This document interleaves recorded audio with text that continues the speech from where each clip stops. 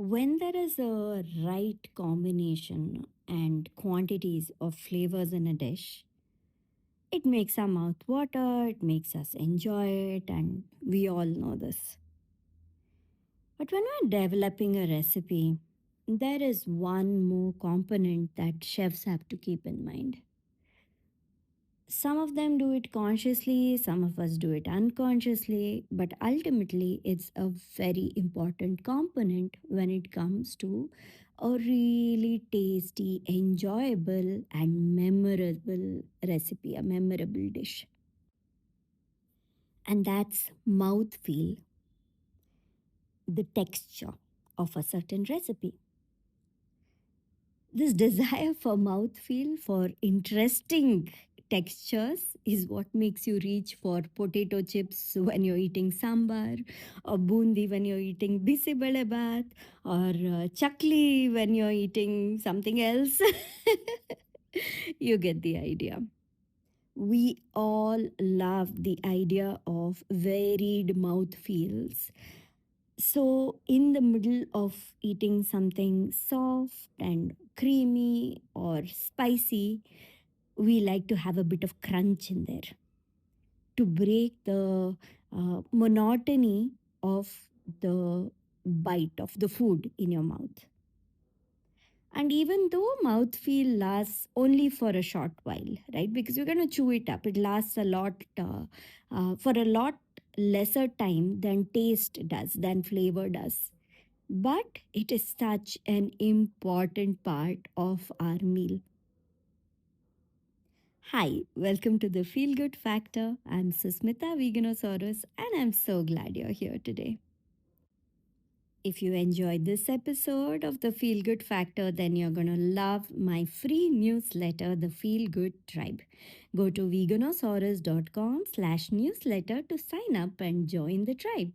The link is in the show notes. Now, back to mouthfeel. Back to your mixture and your chakli and your potato chips in your meal, the role that it plays. It's the exact same role that an interesting texture plays in your brand messaging. Whether it's a social media post or a marketing tagline, maybe something you send in your newsletter or write on your blog, it doesn't matter where, but in your content, you need to have some interesting textures added.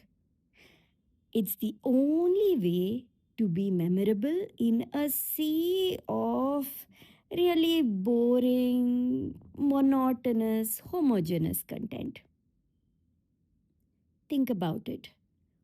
What is the last brand message you remember? What made it stand out more than others? Mouthfeel, when it comes to creating your brand messaging, your marketing content, or even just telling your story, your business's story to your audience in any way that you communicate, it comes in the form of humor, it comes in the form of weirdness, basically putting something in there that your reader or listener or viewer of the video, whatever you've created, something that they're not expecting, something that pops out to them while they're chewing the rest of your message. And the more texture you add to your message, the more interesting it is. Of course, we all want to just eat the mixture and not the sambar rice, but that isn't good for you, is it? So, the balance of this weirdness, this humor, this strangeness, or this interesting texture has to be in small quantities. But it has to come in every mouthful or every couple of mouthfuls, as in every paragraph, once in two, three paragraphs. That's how it needs to appear. The quickest way to miss out on adding texture to your message is to compare your message to other people's message, to watch what everyone else is doing, and regardless of how many likes or comments or whatever they have, regardless of that, doing the exact same thing, because that takes away from the mouthfeel. It does not make it interesting. And the worst thing you can do is use generative AI to create your messaging. AI strips your writing of the unique mouthfeel, the unique textures that your own personality and your own writing style brings to a piece of writing, a piece of marketing message or video or audio, anything like that. Imperfection is actually important. A lot of people think, oh, my English is not that great, my language is not that good, so I might not do a very good job of creating messaging, so let me use AI to do this for us. They tell the AI, oh, I want this, so please give me a message, and it will just send you, it'll puke out this homogeneous chunk of rubbish to you, and you think, oh, this sounds very professional and neat and polished, I'm going to put this out into the world. And then people are going to read it, maybe not even read the whole thing, and then they're going to forget you, forget your brand, and never remember you. The more you put homogeneous, boring, AI generated content out on your social media or blog or website or wherever you put your messaging, the more you use that, the more forgettable you are going to become. And as a person running a conscious brand, do you want to be forgotten?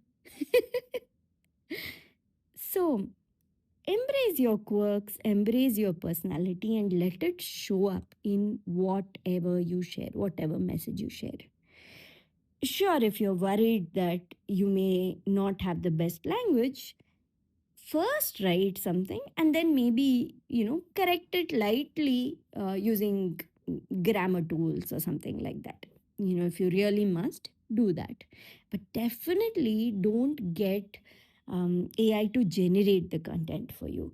And even if not AI, don't generate your writing and your messaging based on what everybody else is doing. Forget what everybody else does, and you reach for your special mixture and potato chips and appalam and chakli, and put that into your messaging, and then see the difference in the kind of response you get for that kind of writing, messaging, content, whatever it is. You'll be surprised. The quality of response is going to be very different from the quality of response you get for the same old content, non textured, zero mouthfeel, or boring mouthfeel content that you put out there. So that's it. That's all I wanted to remind you today. Be yourself. Let your unique weirdness, your humor, your personality, your strangeness, all of it shine through in your brand's messaging, in your brand's story, and your marketing materials. All right. Thank you so much for listening to the Feel Good Factor. This is Susmita Veganosaurus, and I'm so glad you're here today.